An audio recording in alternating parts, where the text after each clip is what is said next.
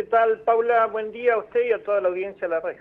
Buen día a usted también y muchas gracias por permitirnos estos minutos y contarnos lo que sucedió este domingo. Gran trabajo del personal de bomberos tuvieron, ¿verdad? Sí, correcto, 17:25 fuimos alertados de un incendio en el kilómetro 1248, Ruta Nacional 22, detrás de un parque recreativo acuático. Sí. En el lugar se desarrolló un incendio de arbustos y pasturas en aproximadamente 4 hectáreas, lo cual se vio favorecido la propagación del fuego por el viento reinante en ese momento, que quizás para el común de la persona no era tanto, pero para el desarrollo del viento era suficiente como para que se desplazara rápido. Claro. Así que al lugar se dispuso la salida de 3 dotaciones, teniendo en cuenta de lo que habían alertado los vecinos, Sí. más 2 dotaciones que se sumaron de Cenillosa, con una participación aproximadamente de 20 efectivos, 15 de Plotier y otros tantos, digamos, el complemento de Cenillosa, que andaban a cargo del segundo jefe de Plotier, el oficial principal Zapata. Bien. Carlos, cuando llegó el personal de bomberos, ¿no?, para combatir estas llamas, ¿puede ser que las llamas eran tan altas que estaban por alcanzar el tendido eléctrico?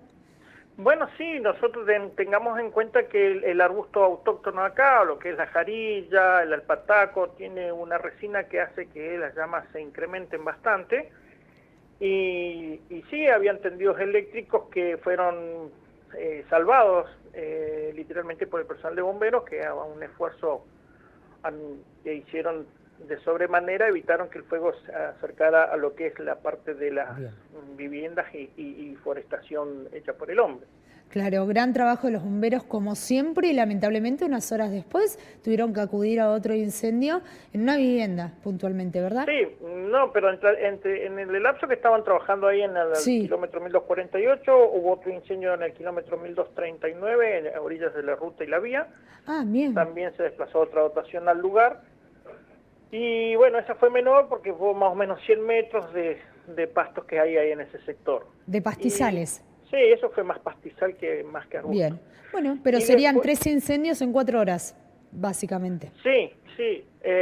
Después, bueno, en 22:50 el hecho más grave fue este incendio en la jurisdicción ahí, que es entre Plotier y Neuquén, en la zona del Pie de Barda, Río Colorado al fondo. Sí.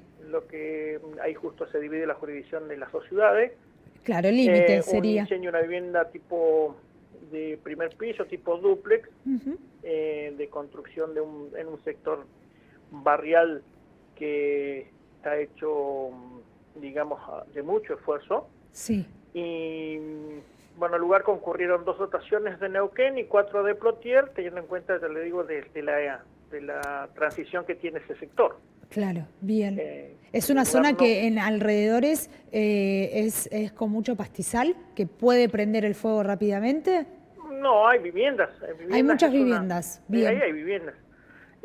Por eso se trató, bueno, en primera instancia, cuando llegó el personal, había una evolución bastante importante del fuego. Sí. Se trabajó en coordinación con bomberos de Neuquén y, bueno, se evitó la propagación a viviendas lindantes, habida cuenta que esta vivienda ya estaba en condiciones ya prácticamente de destrucción total, lo que era el mobiliario y parte de su mampostería. Daños totales en lo material. Afortunadamente, bueno, habían 8 personas viviendo en ese lugar, ¿verdad? En esa vivienda. Correcto, habían 8 personas, de ellos un menor, un bebé, y bueno, gracias a Dios no sufrieron lesiones.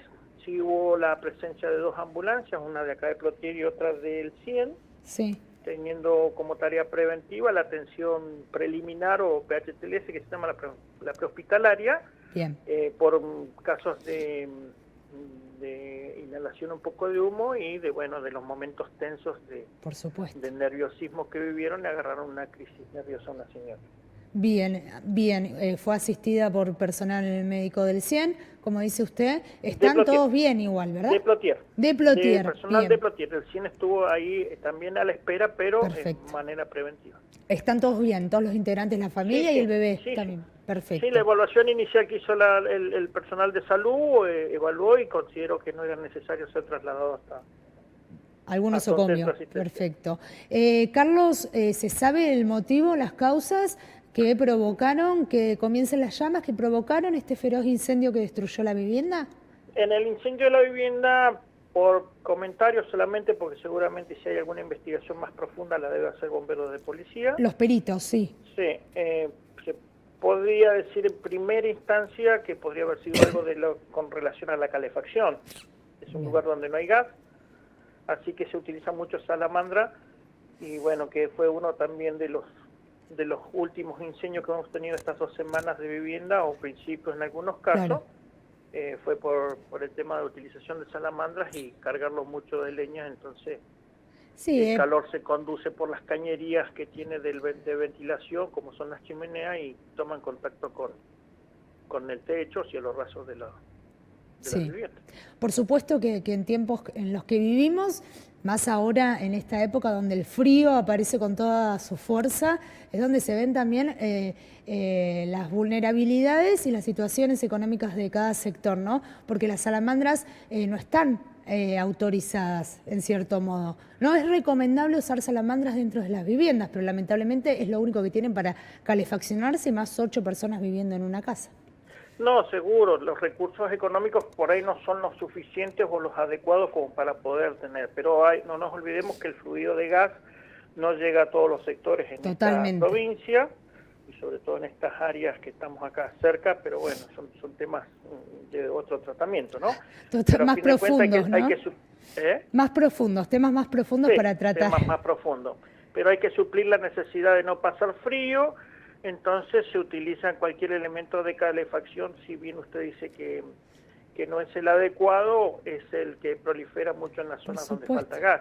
Y es lo único que tienen a mano, ¿verdad? Es lo único que tienen a mano. Y después, bueno, el tema de eso hay que tener en cuenta también que aparejado a estas situaciones aparecen muchos casos del monóxido de carbono. Totalmente. Que es otro tema que también es tratar de hacer charlas preventivas y evitar que esta situación, que es más letal también, porque ese es un gas que no se huele y no se ve, y entonces eso es se le llama comúnmente la muerte silenciosa. La muerte silenciosa, es verdad, y nosotros como usuarios o como ciudadanos también tenemos que tomar en alerta algunas cosas que lo podemos nosotros hacer sin que nos lleve mucho tiempo y podemos evitar una tragedia como es morir o tener algún problema grave con el monóxido de carbono, el tema de chequear los calefactores cuando los vamos a prender, chequear la llama cuando vas a prender el horno o la cocina, ¿verdad?